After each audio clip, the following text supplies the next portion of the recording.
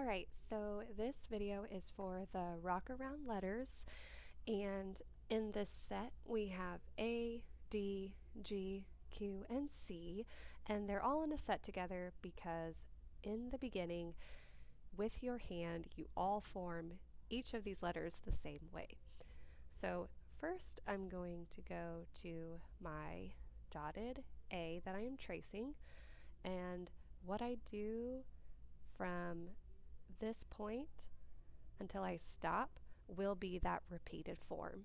So I start at the bottom, I start tracing this line, and then I will make a rounded hook right here, and at this point I rock back around, and that's where the term rock around comes from. I make the hook, I rock back around, and then I complete the circle this way and then create the tail that would connect to another letter if another letter follows the A. So I'm going to show you that again, and I'm going to show you right here on this line without the traced dots. So starting at the bottom, and I'm going to make that hook and stop here. And then I'm going to rock back around. All of my rock around letters will have the same form. Complete the circle, and then that little tail is there, and that tail would be what connects to the next letter if there was one that followed the A. So right here are two A's connected together. I'm starting at the bottom, making a hook, rocking back around, and then doing the exact same thing because this is a double A. And that's it. I'm going to turn now to the next page, and we're going to work on our next letter because it is also a rock around letter. It's going to look the exact same in the beginning as our A did. So I'm going to go to the traced letter D first. Here I am starting at the bottom, just like with A. I am going up to the dotted line, making a little hook right here, rocking back around, retracing that, and then coming full circle. I'm going to go all the way past the dotted line now to the top, and then trace back down, and then make my little tail at the end in case it connects to another letter. That's what it would connect to. So this next time I do it, I'm going to go down to this area where I don't have trace lines. Starting at the bottom, starting to curve. Once I get to the dotted line, it makes that little hook, and this is the point that I rock back around. Retrace that, come full circle, go straight up to the top of the solid line on my cursive paper, come back down, and then make my little tail. And now that I know A and I know D, I can make a word. I could spell add, A-D-D, and I'm going to do that down here without using the traced lines so that you can see better. So I'm starting at the bottom, coming up to my dotted line, making the hook, rocking back around. This is A, so I just connect the circle, make my tail, that will start me on my D. Come up, make the hook, rock back around. This is D, it's going to cross my dotted line, go straight up to the solid line on top, make my tail, and then make my second D. And there I have add. Next, I'm going to work on letter G. So, same exact form that I have been doing with all my other rock around letters, starting at the bottom, making a hook, rocking back around, and there's G. Without using the trace lines, I'm going to show G right here. Again, At this point, it's not clear what letter I'm making yet because they all have followed this pattern. But here, I'm going to do something different that makes it a G. This is where it starts to look different. Going down, making a loop there, and then the tail that would connect to another letter if there was one. That is G by itself.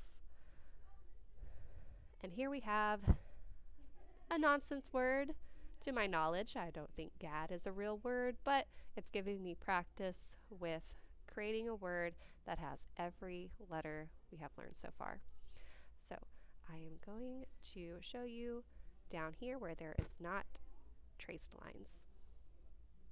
So starting at the bottom, making my G, making my A, making my D, and rocked around for every letter in that word. Next is Q.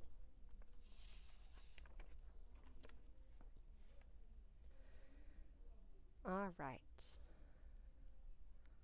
The difference between G and Q is where my loop is facing. Q, it faces this side. G, it faced on this side. So sometimes people get G and Q mixed up. Don't do that. So starting at the bottom, I'm making my hook, rocking back around. Then I just go straight down and put my loop on the correct side and then my tail. And here that is again without the traced lines. Starting at the bottom, making my hook, rocking back around, completing the circle, go straight down, my loop on the correct side, and then my tail. That will connect to other letters. And then I will do 2 Q's right by each other right here, make the hook, rock back around, loop on the right side, make the hook, rock back around, loop on the right side. That is Q. And then finally, my last rock around letter, which is C. All right, so I'm going to start on the trace line. Starting at the bottom, I'm going to make that hook and then rock back around. And once I rock back around, go to the bottom again and come out, I am done. That's all there is to see. So here it is without trace lines. I'm making my hook, rock back around, there is C. Down here, I have another, I believe, nonsense word, CAD, C-A-D, 3 rock around letters in this word. So I'm starting at the bottom, making my hook, there I have C, making my hook, rock back around, my A, make my hook, rock back around, that's D, go straight up, and the tail at the end. So make sure with anything that you're writing in cursive that your hand is not lifting up whenever you are writing a word. It doesn't lift up until you're done with the whole word. It's different from whenever you're writing in print. So also another thing to remember is sizing. My lowercase letters, some of them only go to my dashed line, some of them go all the way up to my solid line. So if you're not using penmanship paper anymore, you start out with penmanship paper when you're just practicing, but as you get away from penmanship paper, you'll need to remember that sizing matters. A lowercase c and a should only be this tall, and the D should be taller. Like its stick should be double the size. So otherwise your cursive will be hard to read. So that's why it's good to practice with cursive paper at the beginning, just like whenever you learn print, you practiced with special paper because you needed to know which letters were taller than other letters and just how tall. Like C and A are the same height, and D is twice its height. So keep those things in mind as you practice cursive, and the more you practice, the easier it'll get.